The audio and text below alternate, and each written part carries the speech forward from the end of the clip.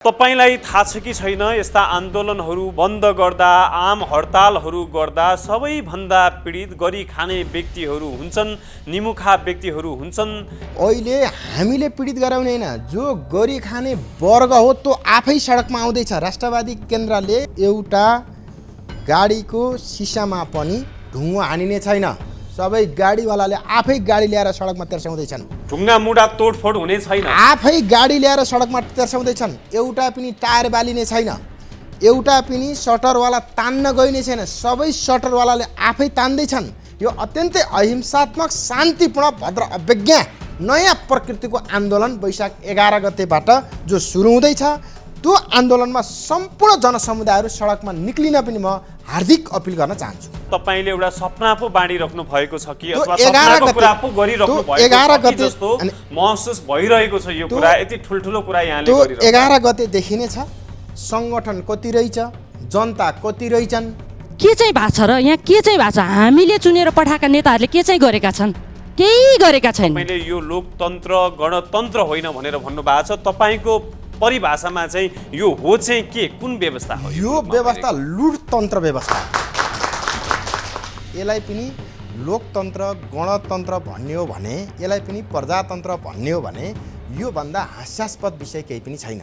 1,70,000मा नागरिकता कसले किन्यो? तपाईले किन्नु भएको? मैले खुद आफूले किनेर भिडियो सहित छ। म यो लिएर जहाँ पनि जान सक्छु। यो मुलुकको अहिलेको गणतन्त्र जस्तो छैन। यो मुलुकको प्रदेश सरकार खारेज हुनु पर्दछ।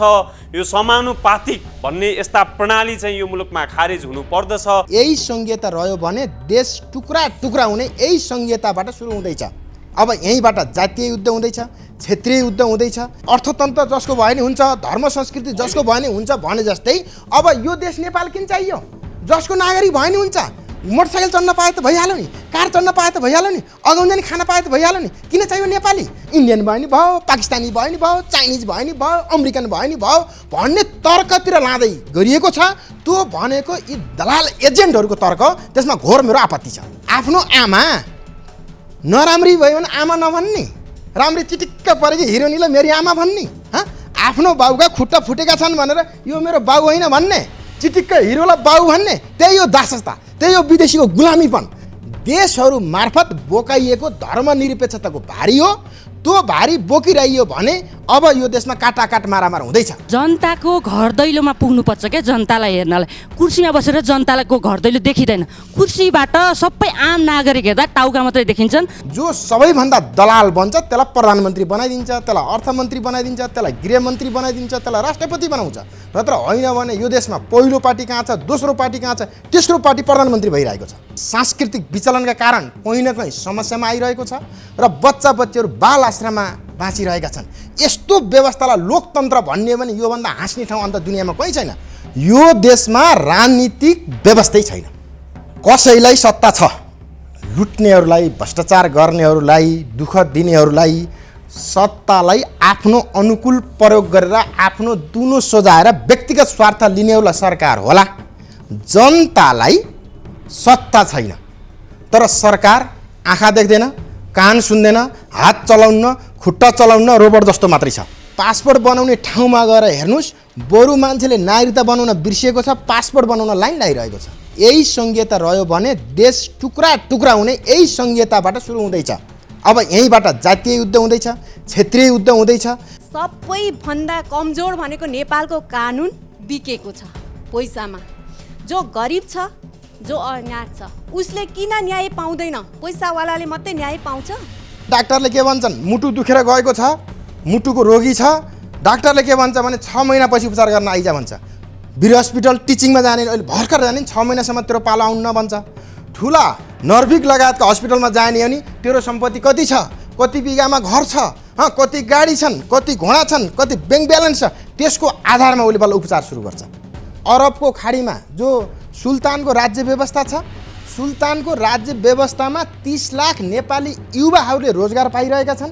ती 30 लाख युवाहरूको परिवार, 30 लाख परिवार त सुल्तानको व्यवस्थाले पालिदिएको छ। अब मलाई जवाफ दिनुहोस्, सुल्तानको व्यवस्था राम्रो कि अहिलेको नेपालको कति त्यो लोकतान्त्रिक, गणतान्त्रिक, सङ्घीय, धर्मनिरपेक्ष सहितको व्यवस्था राम्रो? आफ्नो देशका नागरिकहरूलाई अर्काको देशमा गुलाम बनाएर परिवार पाल्न पर्ने जो स्थिति सिर्जना गरियो, यस्तो स्थिति हुँदाहुँदै नै राम्रो भन्ने को हो त? त्यसले कस्ता चस्मा लागेको छ? मेरो बुझाइ यहाँ हो क्या।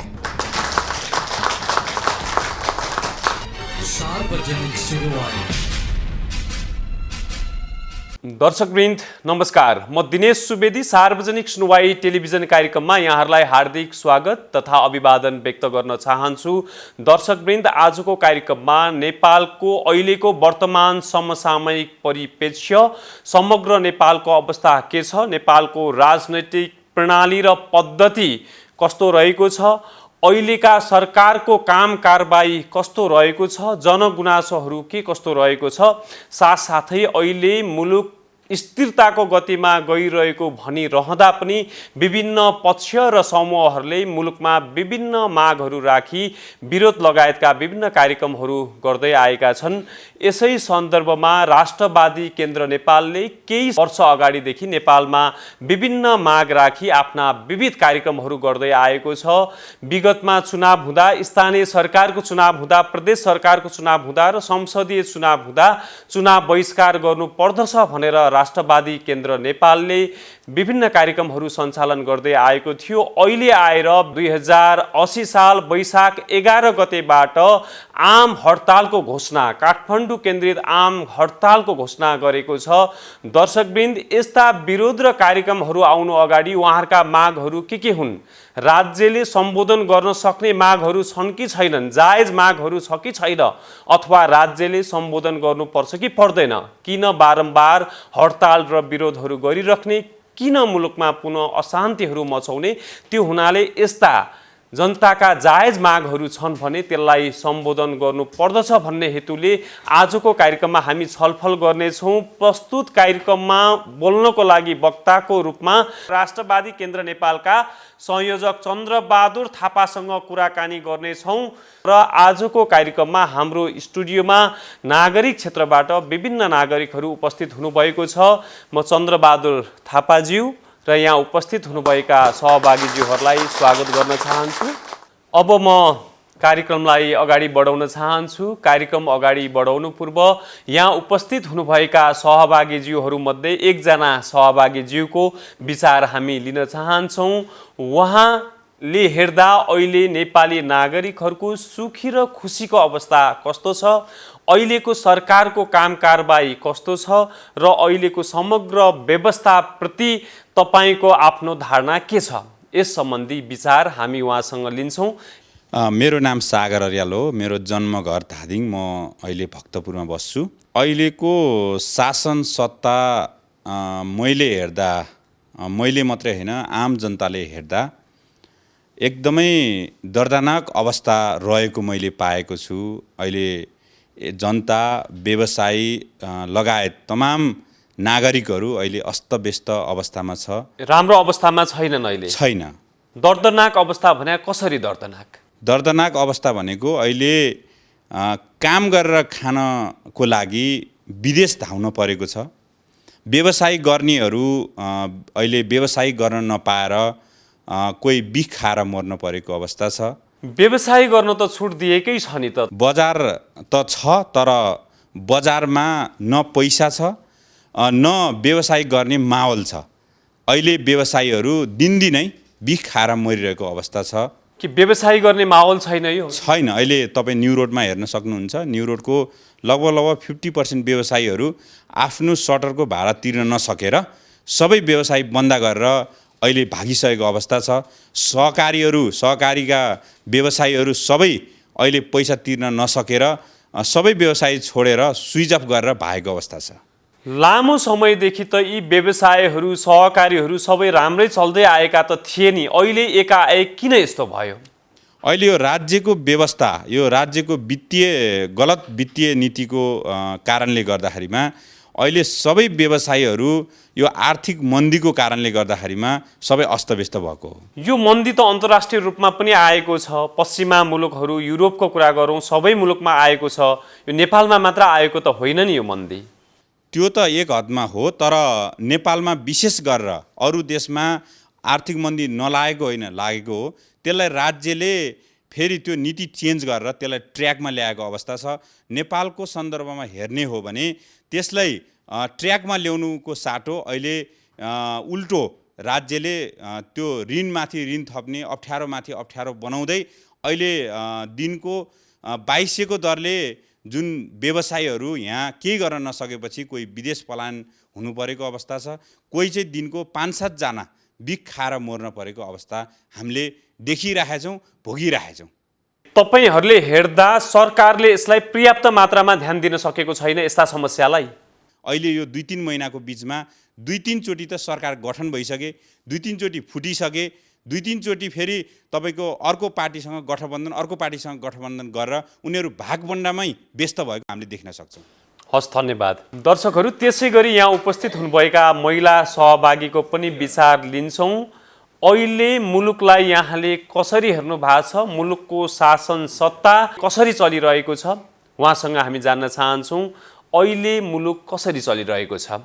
धन्यवाद। म रन्जु बानिया थापा, मेरो बसाइ ललितपुर महानगरपालिका वडा नम्बर 13 कुसुन्ती। म सामाजिक अभियन्ता। मुलुक आजको अवस्थामा हामीले हेर्ने हो भने हामीले हिजो हाम्रै उमेरमा पनि, अहिले हामी जुन उमेरमा छौँ यो उमेरले पनि हेर्दै गर्दा हिजो देखेको मुलुकभन्दा आज धेरै तसनस भइसकेको छ। हाम्रो मुलुक बचाउनलाई हामीले चुनेर पठाएका नेताहरूले मुलुक बचाउनुको सट्टा सत्ता टिकाउन मात्रै, कुर्सी टिकाउनतिर मात्रै लागेको देखिन्छ। पर्याप्त मात्रामा भनेर हजुरले प्रश्न गरिरहँदा पर्याप्त मात्रामा नेताहरूले चाहिँ हाम्रो मुलुकलाई हेरेको देखिन्न भन्नुभन्दा नि हेरेकै छैनन् भन्न चाहिँ मैले चाहन्छु। किन भन्दा के चाहिँ भएको छ र यहाँ के चाहिँ भएको छ? हामीले चुनेर पठाएका नेताहरूले के चाहिँ गरेका छन्?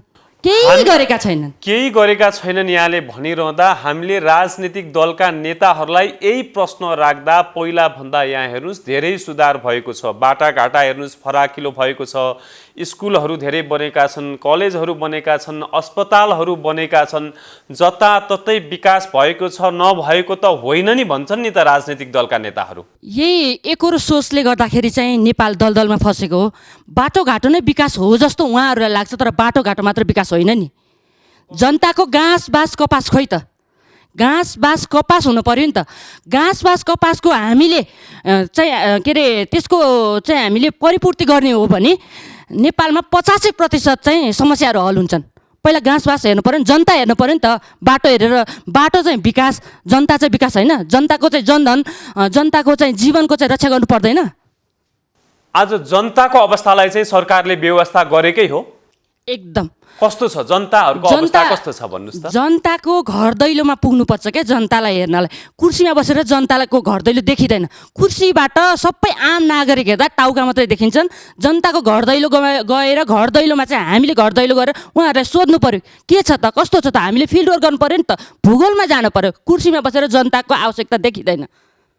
तपाईहरू जनताको घर दैलोमा गइराख्नु भएको छ। तपाईँ एकदम जनताको घर दैलोमा पुग्दा आज नेपाली जनताहरूको अवस्था कस्तो छ? कहीँ हेऱ्यो कसैले हेऱ्यो खाना पाएका छैनन्, कसैले ओहो धेरै कमायो करोडपति छ भन्दाखेरि उसको लोन हेऱ्यो, उसको ऋण हेऱ्यो भने ऊ करोडपति हो तर उसको अरब चाहिँ ऋण भएको देखिन्छ। त्यसलाई केलाको सरकारले केलाको छैन। र जसले ठुला ठुला व्यवसायहरू चाहिँ उद्योगहरू चाहिँ के अरे सरकारले बेचेर खाइसक्यो, तर साना साना मज्यौला खालका यो व्यवसायहरू गर्नेहरूलाई पनि त्यो व्यवसाय बन्द गराएर विदेश पलायन हुन बाध्य बनाइरहेको छ अहिलेको सरकारले। गरी खान दिएको छैन। गरी खाउँ कि मरी खाउँ त्यो कुरालाई त अहिले मैले भन्नुभन्दा नि हिजोको दिन संसदको भवन अगाडि प्रेमप्रसाद आचार्यको जुन दुर्गति देखियो, जुन उहाँले गर्नुभयो नि त्यो आत्मदाह, त्योबाट त प्रश्न हुन्छ नि। कमजोरी चाहिँ कसको हो यस्तो हुनुमा? यसको कमजोरी भनेकै राज्य पक्षको हो। सबैभन्दा ठुलो कमजोरी जो सरकारमा बसेका छन्, जो नेतृत्वहरू, अहिलेको नेतृत्वहरू हामीले चुनेर पठाएका नेतृत्वहरू गलत भए। सही नेतृत्वलाई हामीले चुनेर पठाएनौँ। सबैभन्दा गलत त हामी नै छौँ कि जस्तो लाग्छ कि हामीले चुन्ने बेलामा सही नेतृत्व चुनेनौँ कि हामी नै चुक्यौँ कि जस्तो लाग्छ। जनता नै चुकेको हो कि? जनताहरूबाट पनि करेक्सनको खाँचो छ। एकदम एकदम। सार्वजनिक सेवा दर्शकवृन्द, अब कार्यक्रमलाई अझ अगाडि बढाउन चाहन्छौँ। कार्यक्रममा उपस्थित हुनुभएका चन्द्रबहादुर थापाज्यूतिर म जान चाहन्छु। चन्द्रबहादुर थापाज्यू, यहाँलाई म पुनः स्वागत गर्न चाहे। धन्यवाद। तपाईहरू राष्ट्रवादी केन्द्र नेपालको रूपमा तपाईँले सङ्गठन गर्नुभएको छ, तपाईँले विभिन्न कार्य गर्दै आउनु भएको छ, तपाईँले ठुल्ठुला विरोधको कार्यक्रम पनि गरेको हामीले विगतमा देखेका छौँ। यसभन्दा अगाडि लगत्तै चुनाव भयो, स्थानीय चुनाव भयो, संसदीय चुनाव भयो, प्रदेश सरकारको चुनाव भयो। तपाईँहरूले यो मुलुकमा चुनाव बहिष्कार गर्नुपर्छ भनेर त्यति बेला विरोध गरिरहेको हामीले देख्यौँ। अहिले पनि विभिन्न असन्तुष्टिका चाहिँ स्वरहरू राखिराख्नु भएको छ। विभिन्न मागहरू राखेर तपाईँहरूले पुनः विरोध गर्ने, शान्तिपूर्ण आम हडताल गर्ने भनेर भनिराख्नु भएको छ। तपाईँहरू किन विरोध मात्र गरिराख्नु भएको छ? तपाईँहरू मुलुकमा अशान्ति र द्वन्द्व निम्त्याउन त चाहिराख्नु भएको छैन। तपाईँको भनाइ के छ यसमा? धन्यवाद। पहिलो कुरा, नेपाली जनताले शब्दमा आएको जो गणतन्त्र छ त्यो गणतन्त्र अनुसार आफ्नो जीवन पद्धतिमा गणतन्त्रको अनुभूति गर्न पाएका छन् कि छैनन्। आज पनि नेपाली जनताले आधारभूत रूपमा राजनीतिक अधिकार पाएका छैनन्। हिजो पञ्चायती आज यो देशमा गणतन्त्र मूलभूत रूपमा जनताले चाहिँ उपभोग गर्न पाएका छैनन्, महसुस गर्न पाएका छैनन्। न राजनीतिक रूपमा, न आर्थिक रूपमा, न सामाजिक रूपमा, न धार्मिक रूपमा, न सुशासनको रूपमा कुनै पनि क्षेत्रबाट हेर्ने हो भने अहिलेको राजनीतिक व्यवस्थाबाट नेपाली जनताले कुनै पनि सुविधा पाएका छैनन्। यसलाई पनि लोकतन्त्र गणतन्त्र भन्ने हो भने, यसलाई पनि प्रजातन्त्र भन्ने हो भने योभन्दा हास्यास्पद विषय केही पनि छैन। अहिले चाहिँ लोकतन्त्र, गणतन्त्र, प्रजातन्त्र छैन उसले यो मुलुकमा। कसरी छ? हिजो पञ्चायती कालखण्डमा पनि नेपाली जनताले वडा अध्यक्ष, प्रधान पञ्च, उपप्रधान पञ्च र माननीयहरूलाई चुनावबाट रोज्न पाउँथे। त्यसपछि नेपालमा राजतन्त्रात्मक संसदीय व्यवस्था भयो। त्यो राजतन्त्रात्मक संसदीय व्यवस्थामा पनि नेपाली जनताले गाउँपालिकाको अध्यक्ष, गाविसको अध्यक्ष, वडा अध्यक्ष र त्यही मान्य रोज्न पाउँथे। त्यहाँबाट नै अधिकार प्राप्ति भएन भनेर फेरि सङ्घर्ष भयो। सङ्घर्षबाट फेरि गणतन्त्र नामको एउटा राजनीतिक प्रणाली प्रवेश गर्यो।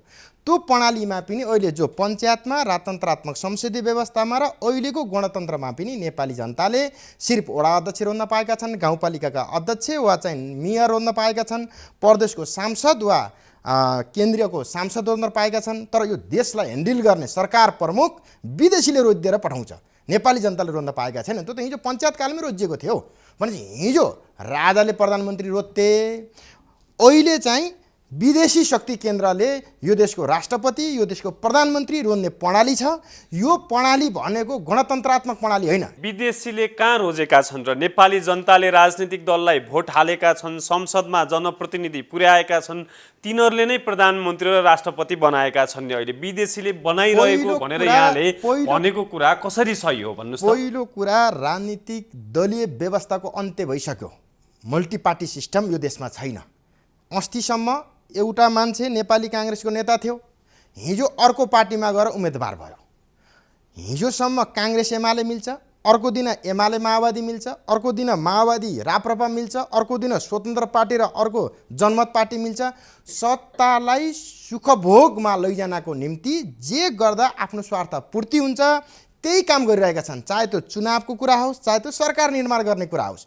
र यो अवस्था देखिसकेपछि विदेशी शक्ति केन्द्रहरूले नेपालमा आफ्नो सोच र योजना कार्यान्वयन गराउनको निम्ति जो सबैभन्दा दलाल बन्छ त्यसलाई प्रधानमन्त्री बनाइदिन्छ, त्यसलाई अर्थमन्त्री बनाइदिन्छ, त्यसलाई गृहमन्त्री बनाइदिन्छ, त्यसलाई राष्ट्रपति बनाउँछ। नत्र होइन भने यो देशमा पहिलो पार्टी कहाँ छ, दोस्रो पार्टी कहाँ छ, तेस्रो पार्टी प्रधानमन्त्री भइरहेको छ।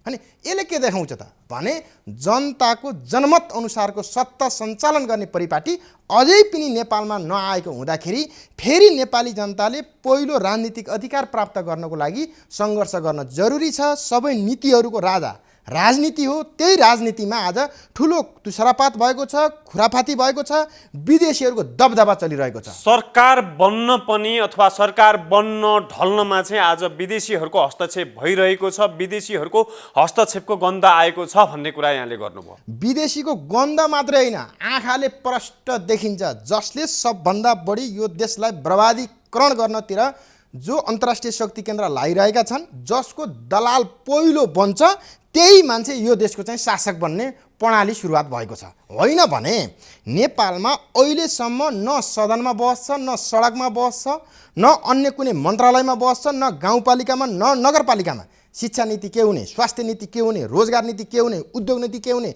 जडीबुटी नीति के हुने, कृषि नीति के हुने, खोइ बहस चलेको छ। आज अस्ति मात्रै सरकार निर्माण भएको दिनमा वर्तमान प्रधानमन्त्रीले के भन्नुभयो सदनबाट भने, केपी ओलीज्यू एकपालि प्रधानमन्त्री बनाउनु भयो, यो ब्याज कटाउनु भयो, साउ पनि तिर्नको लागि त फेरि पनि मलाई प्रधानमन्त्री बनाउनु पर्छ भनेर संसदमा लडाइँ, प्रधानमन्त्री हुने मन्त्री हुनेमा मात्रै लडाइँ छ। नेपाली जनताको जटिलताको बारेमा कहाँ बहस भएको छ र नेपाली जनताले राजनीतिक, आर्थिक, सामाजिक अधिकार पाए?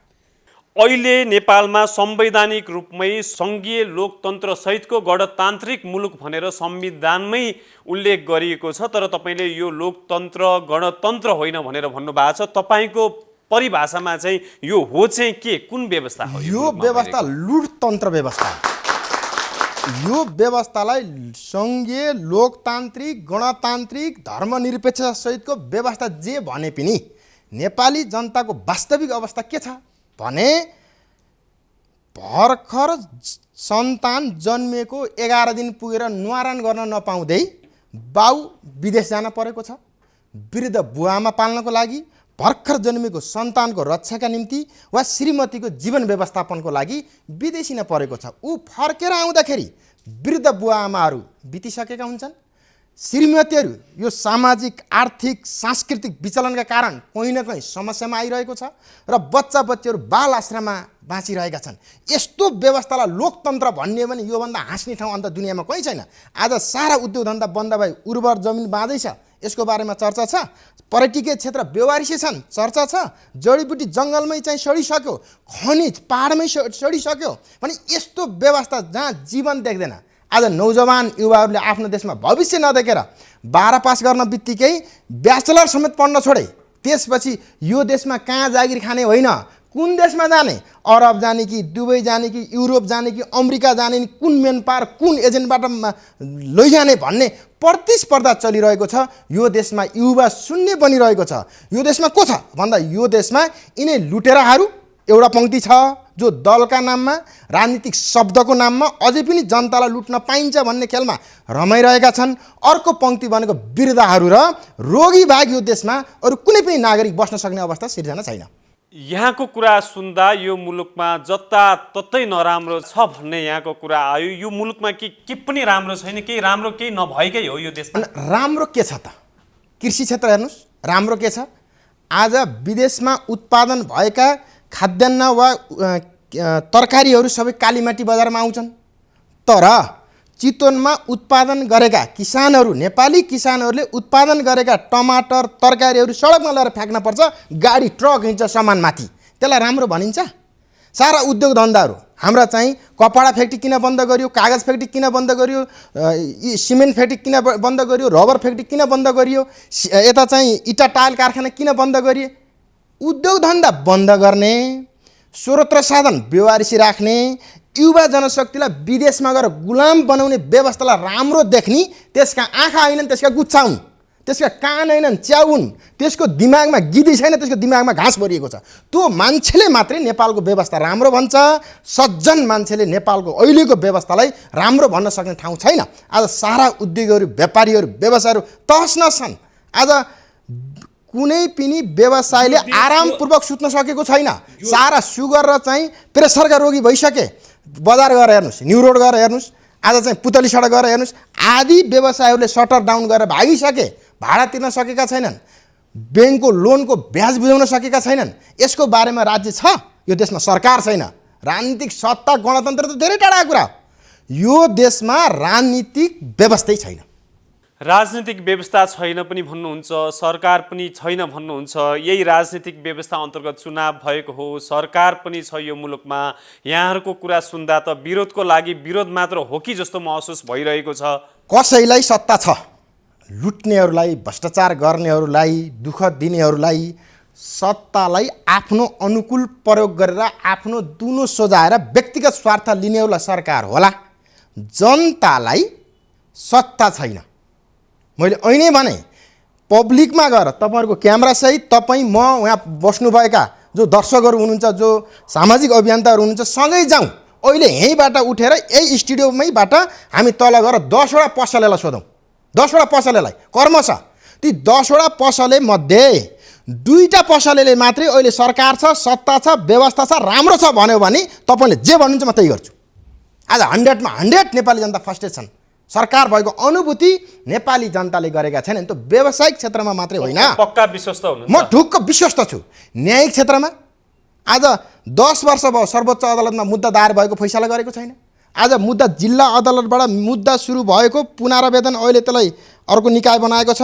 सर्वोच्च अदालतसम्म जाँदाखेरि बाउ मुद्दा लड्छ, नातिसम्म मुद्दा खेपिरहेको छ, फैसला हुँदैन। त्यो अवस्था चाहिँ छ नेपालमा। न्याय ढिलो छ, न्याय छ, वर्षौं लाग्छ, प्रशस्त पैसा खर्च हुन्छ। एउटा हस्पिटलमा सामान्य नागरिकहरूले अहिले न्यायालयमा गएर चाहिँ न्याय पाउने अवस्था अत्यन्तै गाह्रो छ। आज सरकारी हस्पिटलमा जानुभयो भने डाक्टरले के भन्छन्? मुटु दुखेर गएको छ, मुटुको रोगी छ, डाक्टरले के भन्छ भने 6 महिनापछि उपचार गर्न आइजा भन्छ। वीर हस्पिटल टिचिङमा जाने अहिले भर्खर जाने 6 महिनासम्म तेरो पालो आउनु न भन्छ। ठुला नर्भिक लगायतका हस्पिटलमा जाने अनि तेरो सम्पत्ति कति छ, कति बिगामा घर छ, कति गाडी छन्, कति घोडा छन्, कति ब्याङ्क ब्यालेन्स छ, त्यसको आधारमा उसले बल्ल उपचार सुरु गर्छ। भनेपछि गरिब जनता, नेपाली जनताले न स्वास्थ्य पाएका छन्, न सुरक्षा, न्यायिक सुरक्षा पाएका छन्। स्कुल शिक्षाको कुरा गर्ने हो नि नेपाल सरकारले निःशुल्क शिक्षा विधि भनेको छ, तर आज चाहिँ महिनाको 1 लाखसम्म फिस लिने यही राजधानीमा स्कुल छन्। महिनाको 1 लाख फिस भने शिक्षामा व्यवसायीकरण छ, स्वास्थ्यमा व्यवसायीकरण छ, न्यायमा ढिलासुस्ती र भ्रष्टाचारीकरण छ। यस्तो व्यवस्थालाई राम्रो देख्नु हो को हो। यहाँको कुरा धेरै कुराहरू जायज छन्। यहाँले अहिले भनिरहँदा मलाई पनि के महसुस भयो भन्दा तपाईँको धेरै कुराहरू जायज छन्, तर यस्ता कुराहरूलाई, यी मागहरूलाई रचनात्मक ढङ्गले सम्बोधन गर्नुको बदला तपाईँहरू कहिले चुनाव बहिष्कार भन्ने, कहिले शान्तिपूर्ण आम हडताल गर्नुपर्छ भन्ने होइन, किन गरिराख्नु भएको छ? तपाईँ रचनात्मक ढङ्गले सरकारसँग यी कुरा राख्नु भएको छ कि छैन? सरकारले तपाईँहरूको माग सम्बोधन गर्न लागिरहेको छ कि छैन? एकपटक होइन, 1000 पटक नेपाल सरकारसँग हामीले हाम्रो विषयवस्तु राखेका छौँ, तर सरकार आँखा देख्दैन, कान सुन्दैन, हात चलाउन्न, खुट्टा चलाउन्न, रोबोट जस्तो मात्रै छ।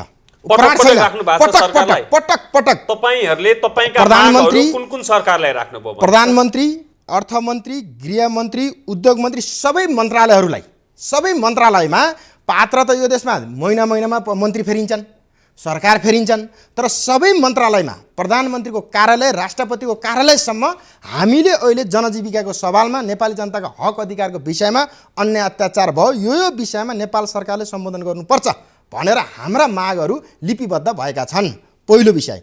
दोस्रो विषय, हामीले चुनाव किन बहिष्कार गर्यौँ भन्दा यो व्यवस्था अस्थिर र अस्थायी व्यवस्था हो।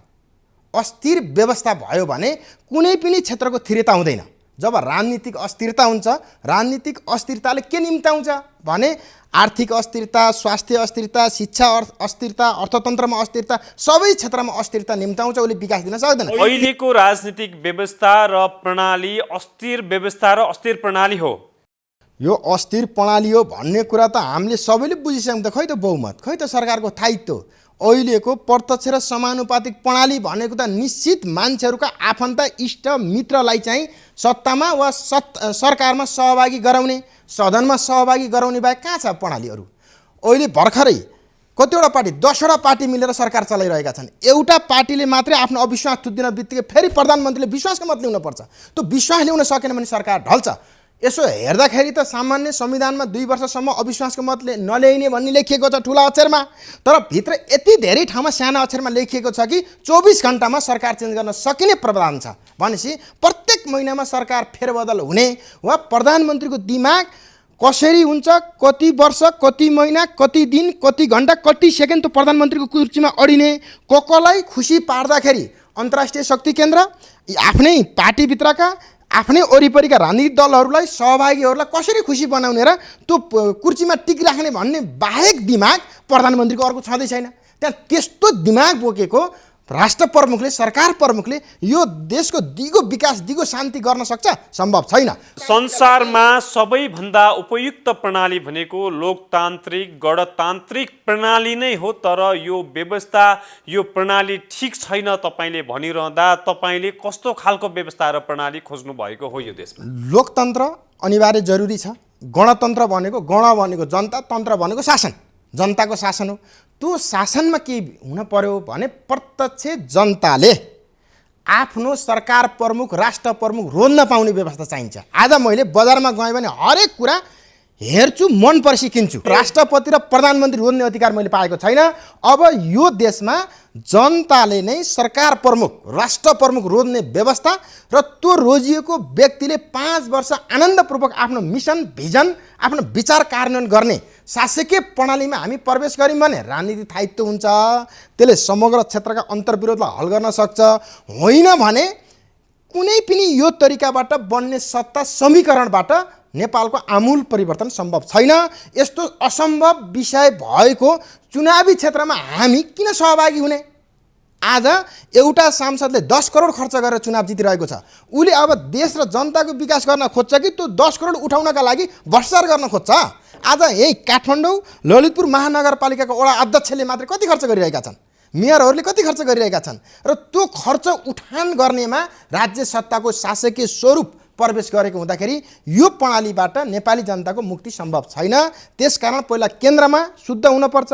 केन्द्रमा शुद्ध हुनको लागि प्रत्यक्ष निर्वाचित कार्यकारी प्रमुख हुने व्यवस्था नै पहिलो विषय हो भन्नेमा हाम्रो मत छ।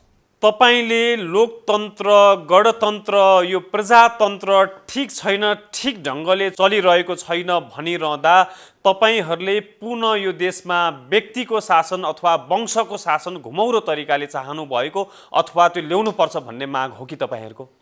हामी प्रगतिशील राष्ट्रवादको पक्षमा छौँ। हामी प्रगतिशील लोकतन्त्रको पक्षमा छौँ। कुनै पनि व्यक्ति अब यो देशमा कुनै ज्ञानेन्द्रको सन्तान आएर, कुनै प्रचण्डको सन्तानले, कोही केपी ओलीको सन्तानले, कोही शेरबहादुरको सन्तानले यो देश चलाउनु पर्छ भन्ने सोच बिल्कुल राष्ट्रवादी केन्द्रको होइन। राष्ट्रवादी केन्द्रको सोच त के हो भने देशैभरिका जनसमुदाय मतदाताहरूको बहुमत प्राप्त व्यक्तिले, प्रत्यक्ष जनताबाट भोट हालेर आएको व्यक्तिले यो देशको शासन सत्ता चलाउनु पर्छ भन्ने बुझाइमा राष्ट्रवादी केन्द्रको प्रष्ट विचार छ। राष्ट्रपति जनताबाट निर्वाचित हुनु पर्यो अथवा प्रधानमन्त्री कार्यकारी प्रमुख हुँदा प्रधानमन्त्री निर्वाचित हुनु पर्यो जनताबाट भन्ने यहाँहरूको माग। एकदम प्रष्ट धारणा। त्यति मात्र नभएर यो अहिले जुन खालको अस्थिर निर्वाचन प्रणाली छ, कसैको बहुमत नआउने, यो भागबण्डामा चल्ने, मिलिजुली मिलेर बाँडीचुँडी खाने यस्तो प्रणाली हुनु हुँदैन, सही निर्वाचन प्रणाली हुनुपर्छ भन्ने यहाँहरूको माग। एकदम सही धारणा। यसको बारेमा व्याख्या गर्न परेन। हजुरले जे भन्नुभयो त्यो सत्य आम जनताले खोजेको विषय यही हो। तपाईँ चन्द्रबहादुर थापाको कुरा गर्दा तपाईलाई चिन्ने, यो मुलुकमा चिन्ने व्यक्तिहरू पनि धेरै हुनुहुन्छ होला। तपाईँ यो देशमा व्यवस्था परिवर्तन गर्नको लागि हिजो जनयुद्ध लडेको व्यक्ति, आज त्यही जनयुद्धका नेकपा माओवादी केन्द्रले, माओवादीहरूले भन्ने गरेका छन् पुष्पकमल दाहाल प्रचण्ड यो देशको प्रधानमन्त्री हुनुहुन्छ। उहाँले भनिराख्नु भएको छ यो देशमा हामीले परिवर्तन गर्यौँ, यो देशलाई सङ्घीय लोकतान्त्रिक गणतान्त्रिक मुलुक बनायौँ, यो देशमा हामीले समावेशिता ल्यायौँ, समानुपातिक हामीले ल्यायौँ, धर्मनिरपेक्षता यो मुलुकमा ल्यायौँ भनेर तिनै तपाईँ जुन पार्टीमा हिजो विगतमा हुनुहुन्थ्यो त्यसको नेतृत्वले, त्यो पार्टी पङ्क्तिले आज यो मुलुकमा परिवर्तन भएको छ भनिरहँदा तपाईँहरू तिनै कुराहरू नै गलत छ भनेर भनिराख्नु भएको छ। तपाईँहरूले किन भन्नुभएको? कसले के भन्यो भन्ने विषय होइन। हिजो राणा शासनमा पनि राणा सत्तामा हुँदाखेरि अत्यन्तै आफूले लोकतान्त्रिक प्रजातान्त्रिक व्याख्या गर्थे। राजा बादशाहहरू सत्तामा हुँदा पनि राजा बादशाहहरूले पञ्चायती व्यवस्थालाई नै लोकतान्त्रिक प्रजातान्त्रिक शब्दमा व्याख्या गरिएको थियो। काङ्ग्रेस सत्तामा हुँदा काङ्ग्रेसले आफूलाई लोकतान्त्रिक भन्छ, एमाले हुँदा एमाले भन्छ, माओवादी सत्तामा हुँदा माओवादीले भन्छ। सत्तामा बसेर आफ्नो कुर्सी जोगाउनको लागि गरिने अभिव्यक्तिलाई जनताले स्वीकार्दैनन्। वास्तविक धरातलमा जाने हो भने चाहे त्यो कृषि क्षेत्रमा जानुस्, चाहे त्यो श्रमिक क्षेत्रमा जानुस्, चाहे त्यो व्यावसायिक क्षेत्रमा जानुस्, कुन नेपाली जनताले परिवर्तन भएको अनुभूति गरिरहेको छ? आज यो देशको ऋण कति भयो? आज विदेशीबाट ल्याएको ऋण, विदेशीबाट 0.5%मा नेपाल सरकारले ऋण ल्याउँछ र नेपाली जनतालाई 17-18% ब्याजमा लोन दिन्छ। त्यस्तो व्यवस्थालाई राम्रो व्यवस्था भन्ने? आज जनताले चाहिँ परिवर्तन ल्याए, यो मुलुकमा प्रदेश सरकार ल्याए, सङ्घीय संरचना ल्याए, धर्मनिरपेक्षता ल्याए, अनि समानुपातिक निर्वाचन प्रणाली जस्तो निर्वाचन प्रणाली ल्यायो। यो चाहिँ परिवर्तन हो भनेर ती शक्तिहरूले भनिरहँदा तपाईँहरू यो चाहिँ परिवर्तन होइन भनिराख्नु भएको छ। त्यो मैले भनेको होइन, आम जनताले। अहिले प्रत्येक दिन गएर पासपोर्ट बनाउने ठाउँमा गएर हेर्नुहोस्, बरु मान्छेले नागरिकता बनाउन बिर्सिएको छ, पासपोर्ट बनाउन लाइन लागिरहेको छ। आज प्रत्येक दिन 2000 देखि 2200 का दरले नेपाली युवा युवतीहरू अरबको खाडीमा जो सुल्तानको राज्य व्यवस्था छ, सुल्तानको राज्य व्यवस्थामा 30 लाख नेपाली युवाहरूले रोजगार पाइरहेका छन्। ती 30 लाख युवाहरूको परिवार 30 लाख परिवार त सुल्तानको व्यवस्थाले पालिदिएको छ। अब मलाई जवाफ दिनुहोस्, सुल्तानको व्यवस्था राम्रो कि अहिलेको नेपालको कति त्यो लोकतान्त्रिक गणतान्त्रिक सङ्घीय धर्मनिरपेक्ष सहितको व्यवस्था राम्रो?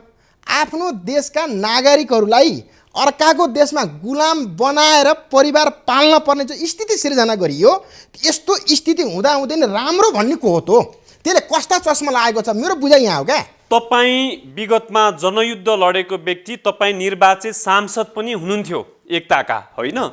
आज त्यही जनयुद्ध लडेका व्यक्तिहरूले गणतन्त्र, समानुपातिक धर्मनिरपेक्षतालाई परिवर्तन भनिराख्नु भएको छ। तर यी चारैवटा कुरामा तपाईँले भनिराख्नु भएको छ यो मुलुकको अहिलेको गणतन्त्र जस्तो छैन, यो मुलुकको प्रदेश सरकार खारेज हुनु पर्दछ, यो समानुपातिक भन्ने यस्ता प्रणाली चाहिँ यो मुलुकमा खारेज हुनु पर्दछ, अनि धर्मनिरपेक्षता हुनु हुँदैन तपाईँले भनिरहँदा म यो चारैवटालाई अघि नै यहाँले त भनिहाल्नुभयो, गणतन्त्र भने यो मुलुकमा गणतन्त्र जस्तो छैन भन्नुभयो। त्यो पहिलो विषय त हामीले छलफल गरिहाल्यौँ।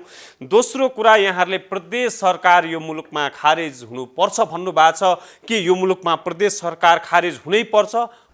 अहिलेको प्रदेश सरकार जो 7 वटा प्रदेश छ, त्यो 7 वटा प्रदेशलाई अहिलेको अवस्थामा आर्थिक व्यवहार गर्न सक्ने अवस्था सिर्जना भएको छैन, नम्बर 1।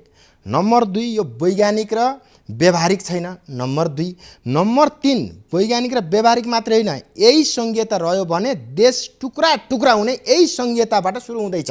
अब यहीँबाट जातीय युद्ध हुँदैछ, क्षेत्रीय युद्ध हुँदैछ, विभिन्न प्रकारका चाहिँ विशृङ्खलित तत्त्वहरू यहाँ घुसेर यो देशलाई टुक्रा टुक्रा बनाउने जो विदेशीहरूको षड्यन्त्र थियो, त्यो षड्यन्त्रलाई पुरा गराउनको निम्ति सङ्घीयताको नाम मार्फत यो देशका राजनीतिक नेताहरू जो प्रवेश गरे, त्यो उनका व्यक्तिका नाममा कति नाफा छ घाटा छ मलाई थाहा छैन, तर सिङ्गो राष्ट्र नेसनको लागि दुर्भाग्य छ। त्यसकारण यो अहिलेको प्रदेश सरकार संरचना खारेज गर्नुपर्छ, नम्बर 1।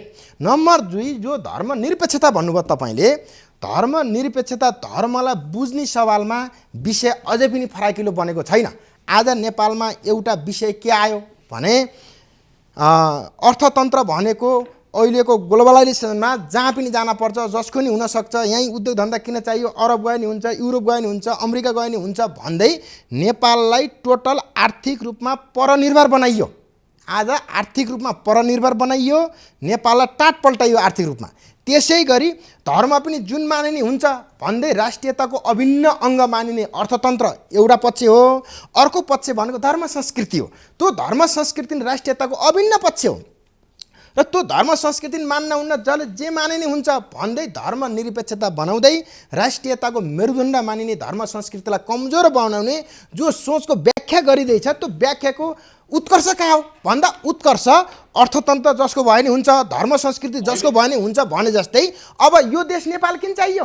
जसको नागरिक भयो नि हुन्छ, मोटरसाइकल चढ्न पाए त भइहाल्यो नि, कार चढ्न पाए त भइहाल्यो नि, अगाउँदैन खान पाए त भइहाल्यो नि, किन चाहियो नेपाली? इन्डियन भयो नि भयो, पाकिस्तानी भयो नि भयो, चाइनिज भयो नि भयो, अमेरिकन भयो नि भयो भन्ने तर्कतिर लाँदै गरिएको छ। त्यो भनेको यी दलाल एजेन्टहरूको तर्क, त्यसमा घोर मेरो आपत्ति छ। यहाँलाई अवगत नै होला, नेपालमा विविध जात जाति र विविध भाषा भाषीहरू छन्। धेरैले यो धर्मनिरपेक्षता हुनुपर्छ भनेर कतिपय जात जाति अथवा सम्प्रदायहरूले पनि भनेको छ। आखिर यो नेपाली जनताहरूकै माग होइन र भनेको? सबै जात जाति धर्म संस्कृतिको कुल योग नै राष्ट्रियता हो, त्यसमा कुनै दुई मत छैन। तर नेपालमा जो हिन्दू, बुद्धिस्ट र किराँती मूलतः 3वटा धर्मावलम्बीहरू नेपाली हुन्, नेपालीपन छन् र नेपालको माया ममतासँग जोडिएको छ। खास त्यो न हिन्दू न बुद्धिस्ट न किराँती, यी तीनै थरीको धर्मबाट धर्मनिरपेक्षता लिएको होइन। यो त विदेशी मुलुकमा प्रचारित, अझ भन्ने हो भने साम्राज्यवादीहरूले आफ्नो गरिब मुलुकमाथि हस्तक्षेप बढाउनको लागि आफ्नो धर्म मार्फत कन्ट्रोल गर्ने, आफ्नो अर्थतन्त्र मार्फत कन्ट्रोल गर्ने, आफ्नो सैन्य मार्फत कन्ट्रोल गर्ने र एक छत्र ओन ओल अर्डरमा जो पृथ्वीलाई लैजान पर्छ भन्ने दृष्टिकोण राख्ने देशहरू मार्फत बोकाइएको धर्मनिरपेक्षताको भारी हो। त्यो भारी बोकिरहियो भने अब यो देशमा काटाकाट मारामार हुँदैछ। नेपाली जनताहरूको इच्छा र चाहना अनुसार धर्मनिरपेक्षता आएको होइन। एकाध एजेन्टहरू, एकाध कलो खानेहरू, एकाध दलाल खानेहरूले ल्याइएको यो हङ्गामा हो। यहाँका हिन्दू बुद्धिस्ट क्रान्तिहरू जो मेलमिलापसहित बसोबास गरिरहेका थिए उहाँहरूबाट होइन। आजको दिनमा पनि हामीले धर्मको कुरा गर्ने, जात जातिको कुरा गर्ने, संकीर्ण कुरा गर्ने हो र भने यसले त मुलुकमा पूर्ण द्वन्द्व निम्त्याउँदैन भनेको। अब अहिलेको युगमा नि राष्ट्रको कुरा गर्ने, यता ठुलो देश चीन छ, यता ठुलो देश भारत छ, यत्रो सानो देश पनि राष्ट्रको कुरा गर्ने भन्ने आयो नि त। आफ्नो आमा नराम्री भयो भने आमा नभन्ने, राम्री चिटिक्क परेकी हिरोनीलाई मेरी आमा भन्ने, आफ्नो बाउका खुट्टा फुटेका छन् भनेर यो मेरो बाउ होइन भन्ने, चिटिक्क हिरोलाई बाउ भन्ने, त्यही हो दासता, त्यही हो विदेशीको गुलामीपन। तर हाम्रो धर्म संस्कार संस्कृतिभित्रका विकृति र विसङ्गतिको अन्त्य गर्न जरुरी छ। हिन्दू बुद्धिस्ट क्रान्ति यी तीनटा धर्म भनेका यो देशको राष्ट्रियताको अभिन्न अङ्ग भएको हुँदा यो धर्म संस्कृतिको जगेर्ना राष्ट्रले गर्नुपर्छ, संविधानले गर्नुपर्छ, हामीले गर्नुपर्छ। भनेदेखि धर्मनिरपेक्षता चाहिँ यो मुलुकमा हट्नु पर्दछ भन्ने तपाईँहरूको माग। वैदिक सनातन धार्मिक राष्ट्र हिन्दू बुद्धिस्ट क्रान्ति यो हटेर हुनुपर्ने चाहिँ के यसपछि तपाईँहरूको माग? वैदिक सनातन धार्मिक राष्ट्र नेपाल। वैदिक सनातन धार्मिक राष्ट्र यहाँले भनिरहँदा नेपालमा त धेरै धर्म मान्ने व्यक्तिहरू त छन्। यहाँ यो मुलुकमा क्रिस्चियनहरू पनि छन्, मुसलमानहरू पनि छन्, अन्य सिख धर्म छ, अन्य विभिन्न धर्महरू छ। अनि ती धर्महरूलाई चाहिँ भोलिको दिनमा समस्या पर्छ कि पर्दैन? आजको दिनमा विभिन्न प्रलोभनहरू देखाएर धर्मान्तरण गर्ने कार्य पनि भइरहेको छ, यसलाई पनि रोक्नुपर्छ। त्यो त तुरुन्तै रोक्न पर्यो, रोक्ने मात्र तुरुन्तै रोक्न पर्छ। यदि रोकिएन भने अब नेपालमा ठुलो गृहयुद्ध हुँदैछ। गृहयुद्धको कुरा चाहिँ नगर्नु होला। यस्तो कुरा गर्दा मुलुक पुनः द्वन्द्वमा फस्छ। यो मुलुकको लागि राम्रो होइन यस्तो कुरा। मैले गरेको होइन, अहिलेको संविधानमा लेखिएको धर्मनिरपेक्षताले ल्याएको कुरा हो। यो मेरो भनाइ होइन, यो राष्ट्रवादी केन्द्रको भनाइ होइन।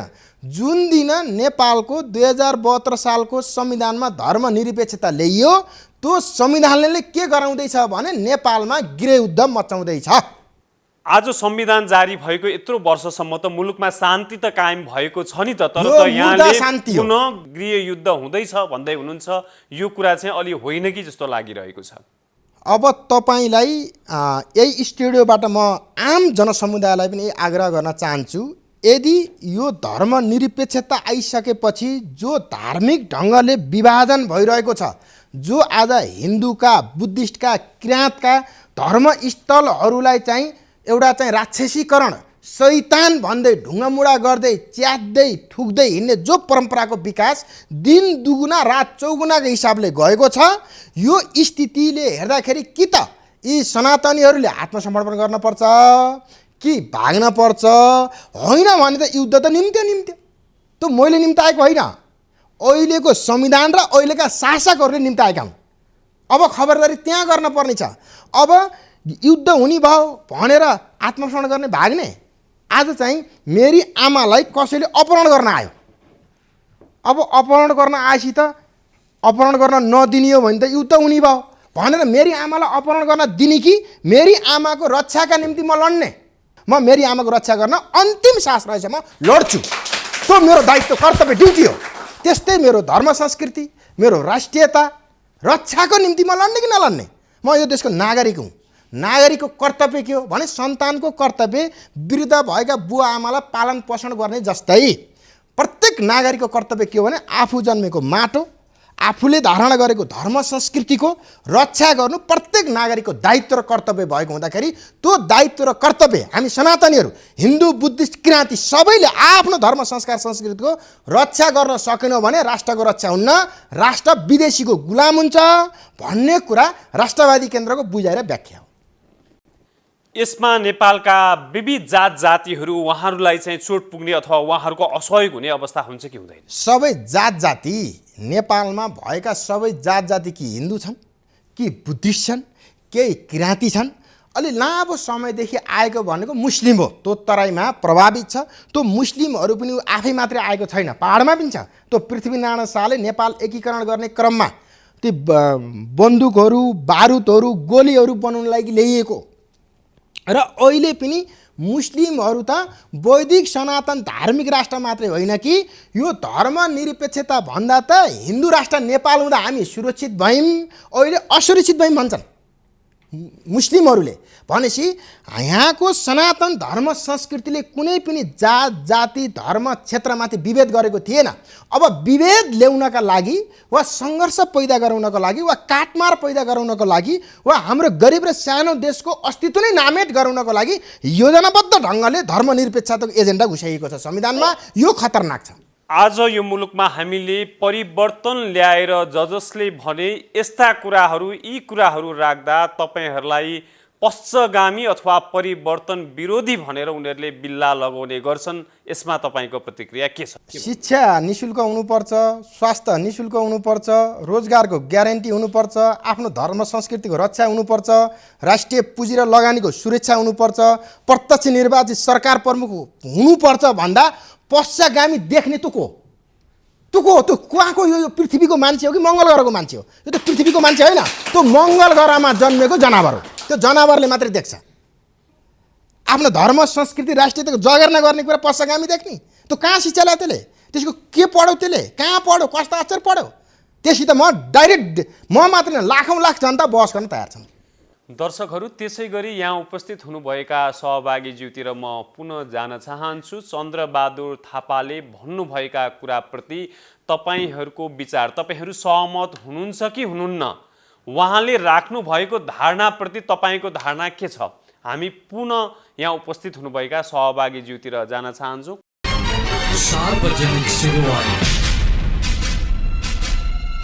नमस्कार, म अनिल राणा थारू, कञ्चनपुरदेखि। म पत्रकारिताको विद्यार्थी पनि हो र अघि अन्तर्वार्तामा जो कुराकानी आयो म एकदमै सहमत छु। किन पनि सहमत छु भने उहाँले भने जस्तै एक दिनमा 2022 गतेले नेपालका युवा विद्यार्थी दैनिक विदेश पलायन हुँदैछन्, नेपालमा दैनिक 3-4वटा लास आउँदैछन्, नेपालका युवाहरू चाहिँ अब देश छोड्न बाध्य भएका छन्। यो एकदमै सामान्य विषय होइन जस्तो लाग्छ मलाई, किनभने एकदम जायज विषय हो। नमस्कार, म रमन श्रेष्ठ, राष्ट्रवादी केन्द्र नेपालका अध्यक्षज्यूलाई पनि म क्वेसन राख्न चाहन्छु। सर्वप्रथम त मेरो नागरिक हिसाबमा म हेर्छु यो नेपालमा शासनै छैन, जनताको शासन छैन, नेताहरूको शासन छ।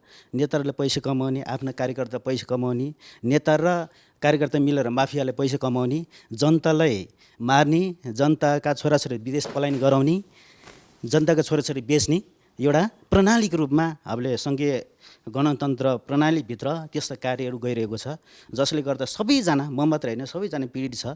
त्यस कारण गर्दाखेरि देशले थाम्न नसक्ने, जनताको करले थाम्न नसक्ने मेरो नजरमा देशको हितमा छैन, हामीले नागरिकको हितमा छैन। हामी नेताहरूले पाललाई देश ऋणमा लिलाममा विदेशीको लिलाममा राखेर देश बिक्री गर्नु हुँदैन भन्न चाहन्छु। यी सबै भनेको जनताले झुकाउने, लुट्ने मात्र हो। अनि अर्को कुरा तपाईँको समावेशी भन्छ, समानुपाती भन्छ, जातीय कोटा भन्छ। मलाई त जातीय कोटा पनि चाहिँदैन भन्छ। दनुवार सुनवार राई लिम्बू या चाहिँ सुनवार के भनेर चाहिँ हामीले तल्लो जात भनेर राख्छौँ। सरकारी कोटा दिएको छ, मालपत्तिर काम गर्दाखेरि 25% छुट दिएको छ। फेरि दनुवार सुनवार भयो भने रिसाउँछ, दनुवार सुनवार त अहिले मुद्दा राखिदिन्छ भने भन्छ। ऊ त जातीय कोटा पनि लिने, ऊ त मुद्दा पनि राखिदिने भने भन्ने मन परि गर्नु पनि पाउने। यो देशमा संविधान त्यसो विभेद गर्नु पाउने। मधेसी आयोग भनेको छ, मधेसी भन्नु रिसाउँछ। शान्तिपूर्ण अभियानको रूपमा अब वैशाख 11 गते कार्यक्रम गर्नु लागेको छ। यो कसरी गरिन्छ? जनताहरू आम हडताल भने आँतिरहेको छ। यसबारे पनि प्रश्न पार्दिने, जनताहरू प्रश्न गर्न चाहन्छ। किनभने विद्रोह गर्यो, शासकलाई माथि पुर्याउने अनि जनताहरू लुटिने भएको हुनाले जनताले वास्तविक हक अधिकारलाई भएदेखि त्यसको प्रमाणित गर्नको लागि, प्रमाणित दिलाउनको लागि, अनुभूति दिलाउनको लागि पनि त्यो 2-4 शब्द राखिदिनु पनि अनुरोध गर्दछु। नमस्कार, म चाहिँ चण्डिका खतिवडा भक्तपुरबाट। यो अहिले जति पनि विषय आयो, यो अहिलेको राज्य व्यवस्था, अहिले जनताले पाइरहेको शास्तिको विषयमा छ। यो म एउटा नागरिकको हैसियतले पनि यो जुन 11 गतेबाट आम हडताल भन्ने यो राष्ट्रवादी केन्द्र नेपालले आयोजना गरिरहेको छ, यसमा चाहिँ मेरो 100मा 100 समर्थन छ। र अहिले हामी गाउँको बासिन्दा, गाउँको जनताले हेर्ने हो भने अघि यहाँ कुरा पनि आयो, यो बाटो घाटो पुल यस्ता निर्माण गरेर अथवा भ्यू टावरहरू बनाएर चाहिँ विकास भइरहेको छ भन्ने कुरा त्यो बिल्कुल होइन। यो हाम्रो हिमालको देश, सगरमाथाको देश, एउटा बुद्ध जन्मेको देश, नामैले हाम्रो देश नेपाल काफी छ। तर यस्तो देशको जनता आज हामी भिखारी हुनु परेको छ, भिखारी हुन बाध्य बनाएको छ।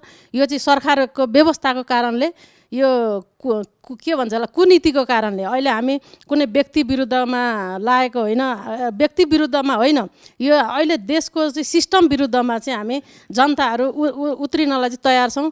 म शिशिर भट्ट डडेलधुरा। वैशाख 11 गते आन्दोलन गर्ने भन्ने कुरा छ, यो मलाई अलिकति महत्त्वपूर्ण लागेको छ। त्यसमा हामी पूर्ण समर्थन छौँ र त्यही विषयमा हामीले भर्खरै ताली पनि पड्काएका छौँ। यो चाहिँ अहिलेको चाहिँ देशको जो समस्या छ उहाँले चाहिँ यसलाई चाहिँ समग्र रूपमा भन्नुभएको छ। नेपालमा विभिन्न चरणमा विभिन्न कालखण्डमा यस्ता आन्दोलनहरू भए, हुँदै आए र अन्तिममा चाहिँ नेपाली जनताले आफ्नो चाहिँ रगत पसिना बलिदान के गरेर आन्दोलन निष्कर्षमा पुर्याउने काम पनि गरे र अन्तिममा जो चाहिँ विश्वास जनतालाई दिएका थिए त्यो चाहिँ विश्वासको निराशामा परिणत भयो। कुनै पनि चाहिँ कार्य सम्पन्न भयो, अर्थात् निष्कर्षमा आन्दोलन पुगेन, सबै चाहिँ सम्झौतामा गएर टुङ्गे। सम्झौताले जहिले पनि घाटा गर्छ भन्ने मेरो एउटा मान्यता हो। यो चाहिँ हामीले आन्दोलन निष्कर्षमा पुर्याउनुको निम्ति के गर्ने र अर्को कुरा चाहिँ जो अहिले चाहिँ देशभित्र जो अविश्वासको खाडल पैदा भएको छ र हामीले तपाईँहरूलाई चाहिँ विश्वास गर्ने आधार के हो, कारण के हो? मेरो यशोदा खतिवडा, जन्मस्थान इलाम हो। मैले यो आम नागरिकको हैसियतले पनि उहाँलाई क्वेसन गर्न चाहे। राष्ट्रियवादी केन्द्र नेपाल भन्ने शब्द कसरी उत्पत्ति भयो? हिजो हामीले चुनेर लगेका नेताले, सत्तामा पुर्याएका नेताले जस्तै हामीलाई सडकमा ल्याएर छोड्नको लागि यो शब्द उत्पत्ति भयो, या यो शब्द हामी आन्दोलनमा उत्रेर जाँदाखेरि बाटोमा ल्याएर छोडिदिने कि सत्तामा लगेर सत्ताको ढोका ढकढक्याउने? मलाई एउटा प्रश्न यो भयो। अर्को प्रश्न मैले के राखेँ भने, म एउटा नेपाली नागरिक चेली हुँ। हिजो मेरो बाबामा नहुँदाखेरि मैले यही देशको नागरिकता किन्नु पर्दा मलाई यो दुःख लाग्यो कि भोलि यो राष्ट्रियवादी केन्द्र नेपालले हामी जस्तै नारीलाई फेरि पनि नागरिकता किन्न बाध्य बनाउँछ कि? तपाईँले सहज रूपमा नागरिकता पाउनु भएको थिएन। म अहिले पनि भन्छु र भोलि म जहाँ गएर पनि भन्न सक्छु, 1,70,000मा हामी नेपाली नागरिकता किन्नुपर्छ भने किन हामीलाई सत्ता चाहियो? किन हामीलाई हाम्रा नेता चाहिए? 1,70,000मा नागरिकता कसले किन्यो? तपाईँले किन्नु भयो? मैले खुद आफूले किनेर भिडियो सहित छ, म यो लिएर जहाँ पनि जान सक्छु। तपाईँ नेपालमै जन्मेको नेपाली नागरिकले पनि तपाईँलाई घुस खान पर्यो, नागरिकता दिएनन्, घुस खुवाउनु पर्यो, तपाईँले नागरिकता किन्नु पर्यो। नेपाली नागरिकले यो देशमा आज पनि नागरिकता नपाउने, नागरिकता किन्नुपर्ने अनि धमाधम विदेशीहरूलाई नागरिकता दिने अवस्था यो मुलुकमा राज्यको तर्फबाट भएको हो। राज्यको तर्फबाट र कानुनको तर्फबाट पनि भएको। हामीसँग कानुन बलियो हुनु पर्यो नि त, पहिलो प्राथमिकता भनेको त। आज हाम्रो देशमा रहेको UN पार्क बेचिँदाखेरि खोइ त हामी जनता बोलेका, खोइ त हाम्रो सुनाइ भएको।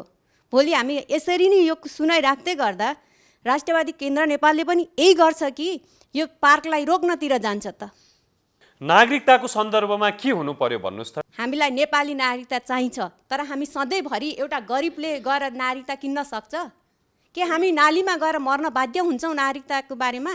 हामी कहाँ गएर किन्ने त नागरिकता? हामी नेपाली होइन भनेर सप्ताहमा गएर बोल्ने हामी? म एउटा कानुनको विद्यार्थी पनि हुँ। म के भन्छु भने कानुन सही हुनु पर्यो, नेपालीले सही सदुपयोग गर्न पाउनु पर्यो नि त। नेपाली हो भने के हामी अर्काको देशमा गएर हामी अर्को देशमा नागरिकता लिन जाँदाखेरि हामीले पैसा दिएर किनेका हुन्छौँ नागरिकता? त्यो देशमा कुनै हुँदैन, त्यो देशको गुलामी बनेर चाहिँ हर पसिना बगाएर चाहिँ हामीले नागरिकता लिन्छौँ, त्यहाँको हर कार लिन्छौँ। तर विदेशी नेपालमा आउँछ, उसले स्वतः नागरिकता पाउँछ, तर नेपालीले नागरिकता किन पाउँदैन? यो आवाज हाम्रो राष्ट्रियवादी केन्द्र नेपालले उठाउन सक्छ, सक्दैन? नेपाली नागरिकले चाहिँ नागरिकता पाएको छैन, तर विदेशीले चाहिँ पाइरहेका छन्। हर खुद देखिरहेको छु क्या मेरो आँखाले। म नदेखेको कुरा कहिले पनि बोल्दिनँ कि नेपाली नागरिकले नागरिकता नपाउने भन्ने हुन्छ यहाँ? ल भन्नु त तपाईँ आफै, मलाई यसको जवाब दिनु।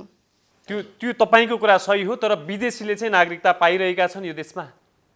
विदेशीले स्वतः नागरिकता सहज तरिकाले पाउँछ, तर यही देशमा जन्मेको नेपाली नागरिकले चाहिँ किन पाउँदैन? के बाउआमा सानोमा बिते त ऊ सडकै बेवारिसै भएर बस्न बाध्य हुन्छ सधैँभरि? के कारणले यस्तो भएको यो देशमा? सबैभन्दा कमजोर भनेको नेपालको कानुन बिकेको छ पैसामा। जो गरिब छ, जो अनाथ छ उसले किन न्याय पाउँदैन? पैसावालाले मात्रै न्याय पाउँछ?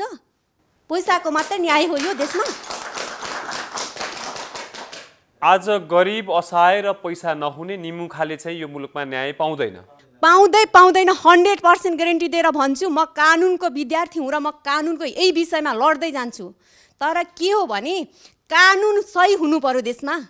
अघि न कुरा पनि आयो, यो देशमा कानुन सही हुनु पर्यो। आज कानुन अत्यन्तै महँगो छ, झन्झटिलो छ। 10औं वर्ष 20औं वर्ष लाग्छ अदालतमा सुनवाई भएर अन्तिम प्रक्रियामा जाँदा। किन यस्तो हुने गर्छ? के कारणले यस्तो भएको हो? जुन माथि सत्तामा चुनेर हामीले पठाएका नेताहरूले कानुन देश त बेचिसके भने हाम्रो कानुन बेचेका छैनन् र? गरिबको न्यायको लागि गएको बस फाइल किन स्वीकृत हुँदैन? त्यो गरिबले पठाएको फाइल हुन्छ र त स्वीकृत हुँदैन नि। नेताको फाइल पठाओस् त अदालतमा, अहिले रातारात स्वीकृत हुन्छ। किन भन्नु त? यसको जवाफ मलाई चाहियो हजुरबाट। भनेपछि नागरिकको लागि, आज निमुखाको लागि सरकार जति संवेदनशील हुनुपर्ने हो छैन, उहाँहरूको लागि आज सरकार नभएको जस्तो आभास भएको छ भन्ने तपाईँको कुरा। अहिले समग्र यो देशको अवस्थालाई चाहिँ कसरी हेर्नु भएको छ? देशको अवस्थालाई कसरी हेर्ने? हाम्रा बाल बच्चालाई स्कुल पठाएका छौँ, हामी फी तिर्न सक्दैनौँ। न हामीसँग रोजगार छ, न आय स्रोत छ, न व्यवसाय छ। पटक पटक हामीले कर तिर्नुपर्छ, तर त्यो कर के कुरामा खर्च भयो खोइ हामीलाई जानकारी। हामी के सधैँभरि गएर अर्काको देशमा गुलामी बस्ने कि नेपाल सरकारले हामीलाई रोजगार दिने? आम नागरिकहरूको अवस्था चाहिँ कस्तो छ यो देशको? आम नागरिकहरू अबको 6 महिनाभित्र सडकमा मर्न बाध्य हुन्छौँ क्या हामी सबै। नेताहरूले लगेर बाहिर पुँजी खर्च लगानी बाहिर गर्ने, नेपाललाई चाहिँ सडकमा ल्याउने। यो नेपाली हुँ भनेर मलाई चिनाउन लाज हुन्छ किन? वास्तविक अवस्था त्यस्तै छ।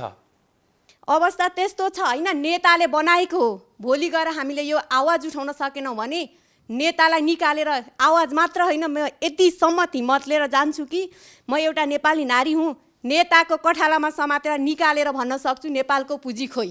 आम नागरिकहरूको अवस्था चाहिँ कस्तो छ यो देशको? आम नागरिकहरू अबको 6 महिनाभित्र सडकमा मर्न बाध्य हुन्छौँ क्या हामी सबै। नेताहरूले लगेर बाहिर पुँजी खर्च लगानी बाहिर गर्ने, नेपाललाई चाहिँ सडकमा ल्याउने। यो नेपाली हुँ भनेर मलाई चिनाउन लाज हुन्छ किन?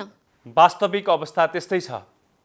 अवस्था त्यस्तो छ होइन, नेताले बनाएको हो। भोलि गएर हामीले यो आवाज उठाउन सकेनौँ भने नेतालाई निकालेर आवाज मात्र होइन, म यतिसम्म हिम्मत लिएर जान्छु कि म एउटा नेपाली नारी हुँ, नेताको कठालामा समातेर निकालेर भन्न सक्छु नेपालको पुँजी खोइ। एकजना चेलीले जो विषय राख्नुभयो, पटक पटक नेपाली जनता आन्दोलनमा गए र एक प्रकारले धोका भयो। यदि कतै राष्ट्रवादी केन्द्रले पनि धोका दिने हो कि भन्ने जो आशंका व्यक्त गर्नुभएको छ, मैले यही स्टुडियोबाट तपाईँको उत्तर प्रश्नको जवाबसहित आम नेपाली जनसमुदायलाई यही अनुरोध गर्न चाहन्छु। जो राष्ट्रवादी केन्द्र नेपालले वैशाख 11 गतेदेखि जो भद्र अवज्ञा आन्दोलन, शान्तिपूर्ण आम हडतालको जो लिड गरिरहेको छ राजधानीबाट, त्यो लिड गर्नुको मूल कारण के हो भने पहिलो जनआन्दोलन र दोस्रो जनआन्दोलन मार्फत जो नेताहरू सत्तामा गए, ती सत्तामा जाने नेताहरूले नेपाली जनताको आधारभूत आवश्यकता कुनै पनि पुरा गर्न नसकेको हुँदा आज यो पीडा, यो उत्पीडन भइरहेको हो। आज यो उत्पीडनबाट सदाको लागि मुक्त हुनको लागि तेस्रो जनआन्दोलनको सुरुवात जो राष्ट्रवादी केन्द्रले गरिरहेको छ र यसमा कुनै पनि प्रकृतिको धोका हुने छैन, कुनै पनि प्रकृतिको छलकपट हुने छैन।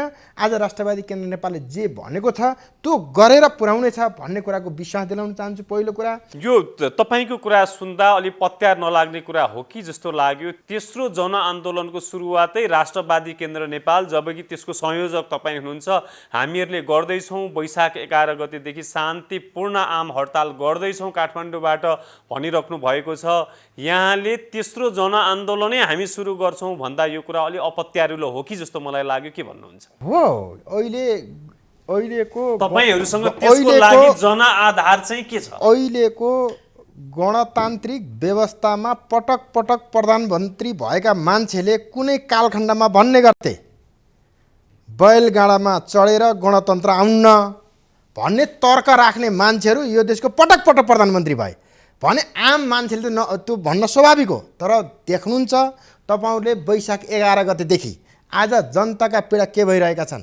जनताका समस्या के भइरहेका छन्, वैशाख 11 देखि आन्दोलनै गर्ने, व्यवसायिकका पीडा के भइरहेका छन्, युवाका पीडा के भइरहेका छन्, किसानका पीडा के भइरहेका छन्, श्रमिकका पीडा के भइरहेका छन्, सुकुम्बासीका पीडा के भएका छन्, त्यो पङ्क्तिमा प्रवेश गर्ने मान्छेलाई मात्रै थाहा छ। सिंहदरबारको वरिपरि घुम्नेहरूलाई पीडा थाहा छैन, ती दलालहरूलाई केही पीडा थाहा छैन। पीडा कसलाई थाहा छ र वास्तविक पीडा कस्तो भएको छ भन्ने कुरा त जनताका घर घर गल्ली गल्ली चोक चोकमा गएर हेर्नुपर्छ। जनआन्दोलन सुरु हुन्छ कि हुन्न भन्ने कुरा 11 गतेबाट आम जनसमुदायले देख्नुहुनेछ, ती दलालहरूले पनि देख्नेछन्। तर म पूर्ण विश्वास के छु भने आम जनताले आन्दोलनको विकल्प अर्को देखेका छैनन्। अहिलेको तौर तरिका, अहिलेको विधि, अहिलेको व्यवस्था, अहिलेका दल, अहिलेका नेताबाट यो समस्या सम्भव छैन। त्यही भएर राष्ट्रवादी केन्द्र नेपालले भन्यो न्यूनतम चाहिँ ब्याज दर अब 6% मा झार्नुपर्छ ब्याङ्कले, हैन। आम नेपाली जनताको जो बचत भएको छ त्यसको सुरक्षा गरिनुपर्छ, राष्ट्रिय पुँजी र लगानीको सुरक्षा हुनुपर्छ, आफ्नो सनातन धर्म संस्कृतिको रक्षा गरिनुपर्छ। एकातिर देश टाट पल्ट्यो, आज ब्याङ्कले लोन दिन्न, लोन नदिने ब्याङ्कका बोर्ड किन झुन्डाउने? ब्याङ्कले लोन नदिने भनेपछि किन झुन्डाउने बोर्ड? यस्तो ठाउँमा देश पुग्यो, अझै पनि तपाईँले के छ भन्नुहुन्छ? कुन ब्याङ्कले दिन्छ लोन? कुनै पनि ब्याङ्कले लोन दिन्नन्। हिजोसम्म जग्गाको धितो 80% राख्थ्यो, आज 30% मा झार्यो। किन यो मन्दी आयो? मन्दी के कारणले आयो? आज प्रत्येक दिन मान्छे किन चाहिँ बिख खाइरहेका छन्? प्रत्येक उद्योगी व्यवसायी आम नागरिकले किन सिरानीमा चाहिँ त्यो मेटासिटको बोतल राखेर बस्न परेको छ? यो बारेमा मलाई अझै पनि लाग्छ केही ती घुम्ने कुर्सीमा बस्ने अन्धाहरूलाई अहिले नेपाली जनताको पीडा थाहा छैन। नेपाली जनताको वास्तविक पीडाको सिन यही वैशाख 11 गतेबाट देखिँदैछ। तपाईहरूको आन्दोलनको मागहरू यिनीहरू नै हुन्।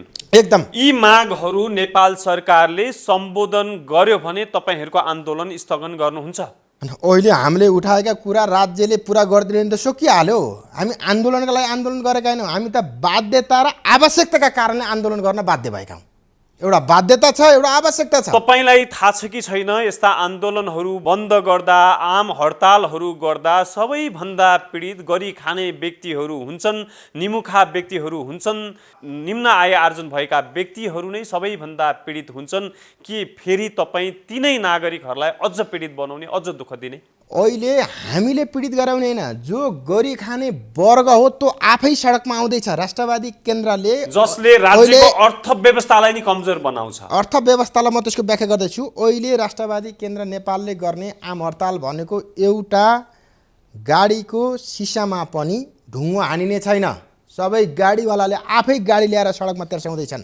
ढुङ्गा मुढा तोडफोड हुने छैन। आफै गाडी ल्याएर सडकमा तेर्साउँदैछन्। एउटा पनि टायर बालिने छैन, एउटा पनि सटरवाला तान्न गइने छैन। सबै सटरवालाले आफै तान्दैछन्। सारा श्रमिकहरू, सारा मजदुरहरू, सारा विद्यार्थीहरू, सारा युवाहरू, सारा लगानीकर्ताहरू सबै सडकमा आउने वातावरण तयार भइरहेको छ।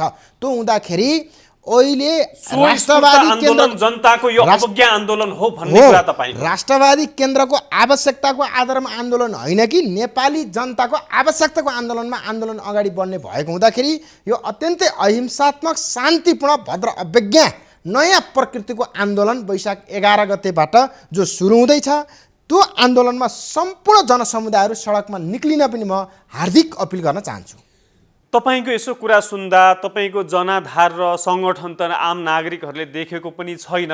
एक हिसाबमा तपाईले एउटा सपना पो बाँडिराख्नु भएको छ कि अथवा सपनाको कुरा पो गरिराख्नु भएको छ जस्तो महसुस भइरहेको छ। यो कुरा यति ठुल्ठुलो कुरा यहाँले गरिरहनु 11 गते देखिनेछ सङ्गठन कति रहेछ, जनता कति रहेछन् भन्ने कुरा विद्रोही शक्तिहरूले पहिल्यै हरेक ठाउँमा आफ्नो शक्ति देखाउन्न, एन मौकामा देखाउँछ। त्यो एन मौका भनेको वैशाख 11 गते हो। त्यो वैशाख 11 गते त्यो हजुरले पनि यही टेलिभिजन यिनी क्यामेराले पनि देख्नेछ साँच्चै जनतामा कति सङ्गठित रहेछ राष्ट्रवादी केन्द्र, र अहिले राष्ट्रवादी केन्द्रले उठाएका विषयवस्तुहरू कति मार्मिक र यथार्थ रहेछन्, जनता कति पीडित भएका रहेछन् भन्ने कुरा त्यो 11 गतेको बिहानैबाट संसारभरिका मान्छेहरूले हेर्ने गरी नेपालमा नयाँ आन्दोलनको सुरुवात हुँदैछ।